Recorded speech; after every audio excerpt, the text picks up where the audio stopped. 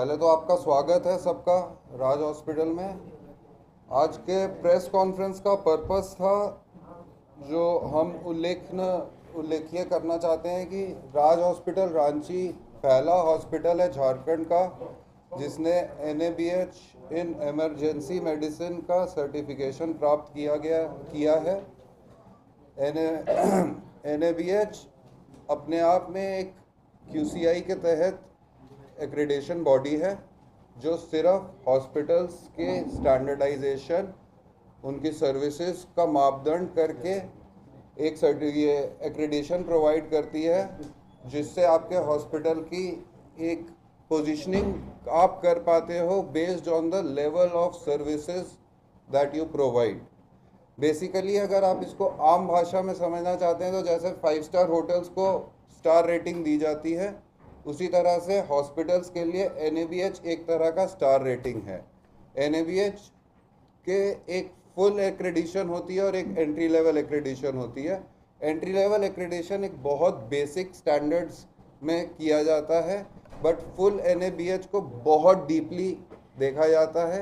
हमारे साथ हैं डॉक्टर वीरेंद्र कुमार जो हमारे मैनेजिंग डायरेक्टर हैं।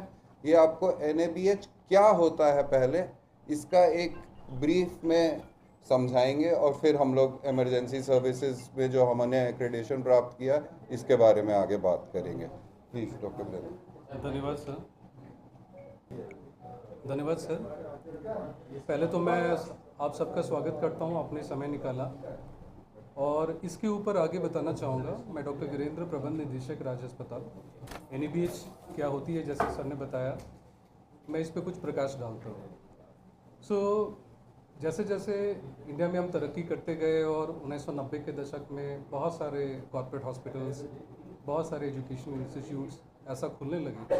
1992 आते आते सरकार को ये महसूस हुआ कि कोई ऐसी एक बॉडी नहीं है, कोई ऐसी बॉडी जो मानकों को, मूल्यों को, उद्देश्यों को एक जगह संग्रहित करे और सर्विसेज के सेक्टर में, खासकर स्वास्थ्य और शिक्षा, इसके सेक्टर में उनके प्रोसेसेस को समझे, उनके प्रोसेसेस को गाइड करे और उन मूल्यों के तरफ से, उन उद्देश्यों को लेकर उनका अवलोकन भी करे, आंकलन भी करे, परमिशंस भी उन्हें दे और इसके स्टैंडर्डाइज करे, ताकि जिस तरह से ये इंडस्ट्री आगे बढ़ रही है तो जनता को भी उनका उचित लाभ मिले। हॉस्पिटल्स के क्षेत्र में कहूँगा तो पेशेंट्स को, डॉक्टर्स को और हॉस्पिटल्स को भी इसका बेनिफिट मिले और सबके लिए सामान्य चिकित्सा का एक मूल्य आए, गुणवत्तापूर्ण चिकित्सा का एक मूल्य आए।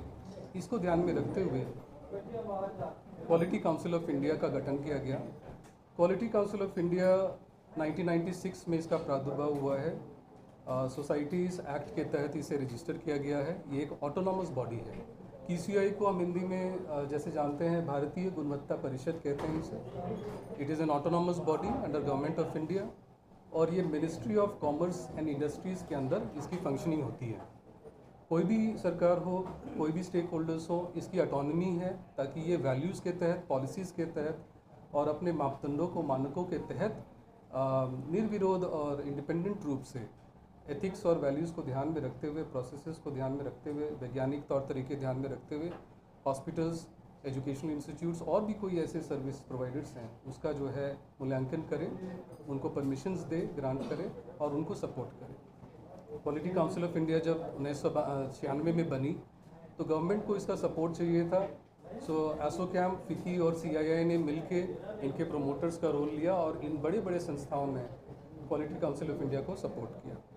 2006 आते आते ऐसा प्रतीत हुआ, क्योंकि हॉस्पिटल्स हो, एजुकेशनल इंस्टीट्यूट्स हो, कुछ ऐसे सर्विस प्रोवाइडर्स हो, ये सारे इतने स्पेशलाइज्ड एरियाज़ हैं, इतने ज़्यादा विशिष्ट एरियाज़ हैं कि एक क्वालिटी काउंसिल ऑफ इंडिया एक बॉडी से इसे पूरी तरह से संभाल नहीं पाई। लिहाजा इसको देखते हुए और इंडस्ट्री में ग्रोथ को देखते हुए, एक्सपेंशन को देखते हुए, इन्वेस्टमेंट्स को देखते हुए, जैसे बहुत सारे हॉस्पिटल्स और इंस्टीट्यूट्स आने लगे तो अलग अलग इंडिपेंडेंट फोकस बॉडीज़ का भी गठन किया गया 2006 में।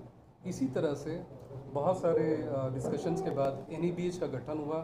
NABH को हम इसका full form national accreditation board for hospitals and health care के नाम से जानते हैं। आम भाषा में हम इसे हर एक दिन NABH के रूप में रेफ़र करते हैं। NABH का मेन पर्पस था सिर्फ हॉस्पिटल्स और हेल्थ केयर प्रोवाइडर्स को फोकस करते हुए उनके लिए उनके मूल्य, उद्देश्य और मानक को गढ़े। इनमें डॉक्टर्स, नर्सेज और बिजनेसमैन, स्टेक होल्डर्स, प्रोमोटर्स, जैसे मैंने बताया, सारी टीम जुटी सरकार के अंदर। क्वालिटी काउंसिल इंडिया की सरपरस्ती के अंदर एक ऑटोनॉमी के साथ परफॉर्म करने का फैसला लिया और ये कमेटी गठन हुई, इस बोर्ड का लॉन्च किया। NABH 2006 से हमारे इंडिया में है और इसे बाहर के देश भी अपना रहे हैं। 2006 में जब NABH आई तो उसके बाद इसके कई संस्करण आए। आते आते जो है हम अभी ये कहना चाहेंगे कि 2023 फरवरी में हमने NABH हॉस्पिटल्स पूर्ण रूप से प्राप्त किया है और उसके बाद हमने NABH इमरजेंसी भी किया, जैसा सर बता रहे थे। इस राज्य में, स्टेट में हम केवल एकमात्र हॉस्पिटल हैं जो NABH इमरजेंसी हैं आज की डेट पर। इमरजेंसी की NABH क्यों आगे बढ़ाई गई? जिस तरह से क्वालिटी काउंसिल ऑफ इंडिया के अंदर NABH 2006 में बना, 2016 में आपातकालीन चिकित्सा सेवाएं। अगर आप चिकित्सा को उसका विश्लेषण करके देखोगे कि हम कब हॉस्पिटल जाते हैं, मेजॉरिटी समय आपातकालीन किसी अवस्था में हॉस्पिटल जाते हैं। बाकी छोटे clinics, nursing homes, independent practitioners, हमारा बाकी काम हमारा उससे हो जाता है। आज के समय पे अपनी जागरूकता भी बहुत ज़्यादा है। Self medication, over the counter drugs भी अवेलेबल हैं, ऑनलाइन बहुत सारी चीज़ें अवेलेबल। लेकिन आपातकालीन सेवाएं ऐसे नहीं दी जा सकती। हॉस्पिटल्स का फोकस, उनके रिसोर्सेज का फोकस इसके प्रति खास कर हो कि आपातकालीन लाइफ सेविंग ट्रीटमेंट जो है, जहाँ पे कोई ट्रॉमा हो जाए या फिर आपको फीवर्स हो या फिर आप किसी एपिडेमिक से सफ़र कर रहे हो, पब्लिक हेल्थ हो या इंडिविजुअल हेल्थ हो, एक व्यक्तिगत स्वास्थ्य हो या तो समाज का स्वास्थ्य हो, वो सबसे पहले किसी भी अस्पताल के इमरजेंसी में मोस्टली लैंड करता है। 60 to 70% ऑफ द टाइम ऐसा ही इंडिया में हो रहा है। लिहाजा ये सोचा गया कि इमरजेंसी सेवाओं को उनके अपने इंडिपेंडेंट मानक होने चाहिए, उनके मूल्य होने चाहिए और उनके इंडिपेंडेंस, उनकी गवर्नेंस, उनकी एम्पावरमेंट होनी चाहिए हॉस्पिटल्स में, ताकि वो एक तो इमरजेंसी का दायित्व तो बहुत ज़्यादा बढ़ जाता है। ऐसे में इमरजेंसी के डॉक्टरों का भी दायित्व तो बहुत ज़्यादा बढ़ जाता है कि लोगों का कैसे संपूर्ण इलाज इमरजेंसी में हो, क्योंकि इमरजेंसी में कोई भी पेशेंट आता है तो बड़ा क्रूशियल होता है, टाइमिंग, मेडिकेशन, एवरीथिंग। तो हम लोग ये चीज़ें कर रहे थे।